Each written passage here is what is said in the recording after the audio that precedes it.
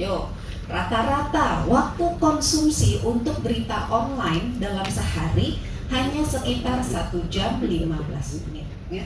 Bagaimana kita nggak hanya produksi konten yang mudah untuk di refurbish, diproduksi ulang, ya. Karena sekarang udah ada platformnya yang memungkinkan itu. Oke, jadi pembuat konten, para teman-teman jurnalis, yang harus kita antisipasi bukan hanya portal sebelah. Yang harus kita antisipasi bukan hanya media, mass media, bukan hanya mereka, tapi platform-platform yang kayak gini. Kalau gitu tuh seleksinya Google apa? Soon. CEO-nya Google udah bilang akan ada tandingannya ChatGPT, namanya Bard, yang sekarang lagi tahap di testing sama internal timnya Google, yang bisa menandingi ChatGPT. Jadi ketika nanti teman-teman melakukan pencarian atas satu kata di mesin pencari Google, nah nanti akan ada experience yang berbeda yang Bard bisa kasih. Jago banget bikin konten, saya angkat topi deh, jago banget bikin konten, tapi masalah teknologi kita juga harus sadar diri kemampuan kita, sehingga menjadi perlu untuk kita titipkan teknologi itu ke mereka yang berkemampuan. Tapi kan tadi saya udah buka dengan satu tren, kita akan ngomongin juga bagaimana konsumsi konsumen terhadap media, belanja iklan, dan juga ada pemain baru. Nah, ini agak seru nih, nanti pemain baru nanti kita bahas nih terakhir. Oke, yang pertama, konsumsi konsumen terhadap media. Boleh slide selanjutnya. Oke, ini dia. Gambarnya terlalu kecil, tapi saya coba ceritain. Saya sudah coba simpulkan. Jadi dari pengguna internet, penggunaan teknologi dan media dalam satu hari kehidupan mereka selama 24 jam itu hanya 13 jam saja. Hanya 13 jam saja. Sisanya dipakai kerja lah, makan, ngobrol, tidur, gitu ya. 13 jam. Sedihnya, maaf ya kalau nanti tren-tren yang saya kasih ini adalah tren-tren yang mungkin memang perlu teman-teman dengar untuk lagi buat kita. Boleh ke slide berikutnya? Oke, sekarang waktunya. Waktu konsumsi harian mereka terhadap teknologi dan media. Dalam 4 tahun ke depan, tren waktunya akan berbeda. Ya, online browsing nanti akan turun 1,2%. Ya ampun Mbak, kok nggak ada berita bahagianya sih? Balik lagi, saya sengaja coba memaparkan ini supaya kemudian teman-teman bisa berpikir strategi ke depannya harus seperti apa menghadapi tantangan yang ada, gitu ya. Online browsing turun 1,2%. Yang naik siapa? Gaming. Gaming naik 2,7%, menjadi posisi kedua setelah video. Video berarti yang pertama. Ada peluang nggak di video? Tanya Kak Sulis, gimana caranya bikin konten yang engaging tapi dengan platform video. Boleh slide berikutnya? Oke, sekarang belanja konsumen terhadap teknologi dan media. Spendingnya konsumen sekarang kan gak hanya untuk sandang pangan papan, ya, tapi juga untuk hiburan. Salah satunya belanja teknologi. Belanja teknologi itu saya nggak ngomongin hardware ya, bukan belanja handphone, bukan belanja TV, tapi belanja hiburan yang hanya bisa dikasih lewat handphone dan TV. Apa salah satunya? Netflix, Spotify Premium, View, segala macam. Mau pandemi kemarin, ya, ini hiburan yang ada di genggaman tangan, kan kita nggak perlu kemana-mana. Mereka masih willing untuk belanja. Tetap akan terjadi dan cenderung tumbuh. Yo, rata-rata waktu konsumsi untuk berita online dalam sehari hanya sekitar 1 jam 15 menit. Tapi tunggu dulu, 1 jam 15 menit ini berita online yang hadir di mana-mana loh.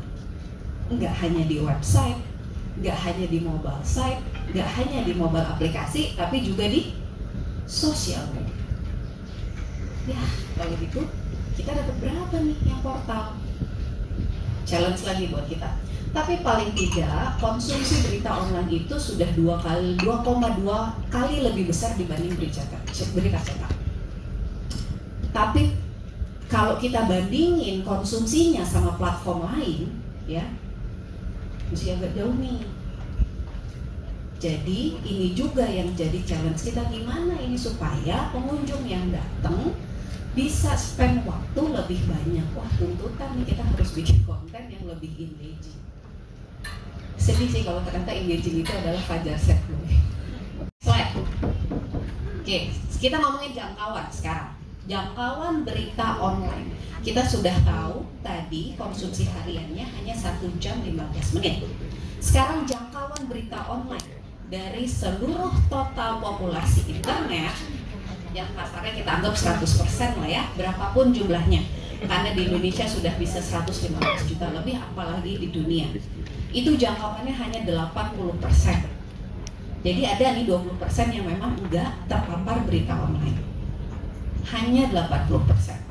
Dari 80% itu, kita masih kalah jauh. Yang namanya mobile tuh di atas, paling atas itu mobile. Itu sudah hampir 100%. Mobile tuh intinya apapun yang dihadirkan lewat benda ini, ya. Sehingga kemudian apa yang kita harus pikirkan, konten kita ini tuh friendly enough nggak ya di platform berbasis mobile. Si berita across platform, ya. Kalau lihat yang yang warna pink, more consumers get their news from social media than news website. Love and hate relationship kita ya, Mas Sulis ya, sama social media ya. Ya karena begitu. Lebih banyak orang, lebih banyak konsumen menikmati berita online lewat social media. Kalau dibandingin print jauh lah. Ya, kalau dibandingin print jauh. Jadi pertumbuhannya gimana? Kalau bisa lihat itu pertumbuhannya adalah yang seksinya aja deh. Pertumbuhannya itu ada di garis yang pink ini.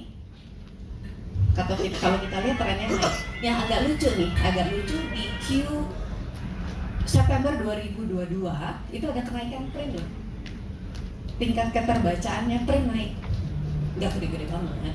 Apakah itu sustainable kita juga nggak tahu. Tapi rasanya sih mungkin nggak. Tapi kalau online press, jadi berita online yang dinikmati dengan platform berita yang dinikmati secara online itu memang kecenderungan memang. Tapi ya masih kena challenge sama social media. Nyari current affair. Indonesia tuh kalau dilihat masih cukup bagus angkanya. Jadi mereka yang interest terhadap news masih di atas bisnis, politik atau social issues. Umumnya di negara. Ya. Tapi kalau Fajar Setboy dibilang news kan jadinya sedih.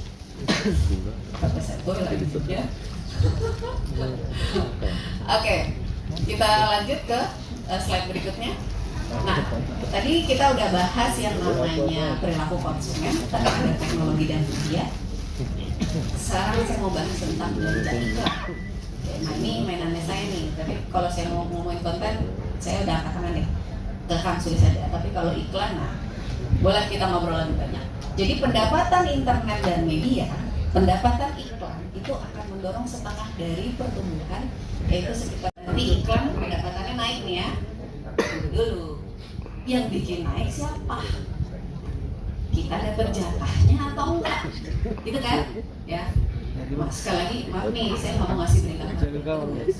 Jadi tadi saya ngertinya berita yang informasi yang cukup ini juga yang kemudian membuat kita harus semakin prihatin, harus semakin lebih berpikir lebih strategis bagaimana memanfaatkan kondisi yang ada.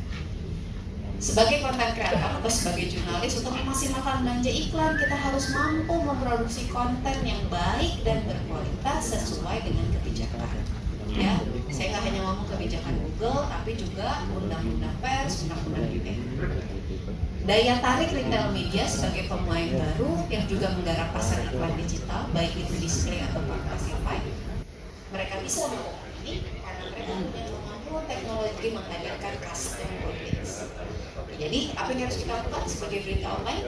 Kita harus mempertimbangkan investasi kita mungkin harus ke sana, ya. Tapi itu bisa dilakukan juga dengan kolaborasi. Sip, begitu paparan saya hari ini. Terima kasih. Wassalamualaikum warahmatullahi wabarakatuh. Bayar katakan bahwa ternyata website juga udah banyak ditinggalkan gitu. Nah ini kita mungkin perlu apa namanya ya, ada satu gagasan atau memang yang bisa tidak hanya media melebur ke media sosial, tapi kita bisa mengambil sesuatu juga gitu di dua platform itu gitu. Karena memang kalau tadi yang saya ini ya platform media sosial sekarang yang jadi rajanya gitu ya. Dan jangan sampai nanti ke depannya wah iklan kita dicuri lagi sama mereka gitu. Terima kasih. Assalamualaikum warahmatullahi wabarakatuh.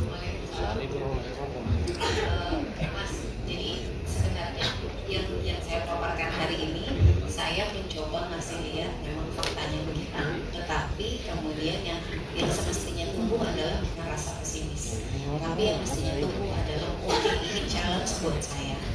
Berarti gimana saya berarti Kang Sulis, ayo kita duduk bareng. Gimana caranya kita nyelesain challenge itu? Itu sebenarnya semangat yang harus terjadi. Pertama, kita ngomongin media sosial. Gak bisa kita pungkiri bahwa berita online yang tersebar itu bukan hanya berita faktual, ya kan Mas? Ya, fake news lebih banyak. Ya, dengan fake news itu juga penyebarannya di media sosial sebenarnya merubah persepsi dan tingkat kepercayaan. Tapi balik lagi ya, bisa jadi ini hanya momentum. Karena fake news di momen itu pasti akan heavy gitu. Ya, kalau kemudian platform media sosial aturan mainnya untuk distribusi konten yang fake news seperti itu, ya kita bisa melihat akan ada perubahan dalam konsumen terhadap konsumsi berita ya bukan konsumsi konten hiburan ya. Bisa jadi akhirnya mereka hanya akan rely on sama berita yang dihadirkan di media berita. Itu satu. Terus kita ngomongin belanja iklan. Bagaimana nih sudah dengan kondisi yang sekarang yang sudah kita terhimpit dengan challenge kanan dan kiri, peluang apa yang kita bisa cari? Tadi aku bilang kolaborasi, terutama di ranah audiens.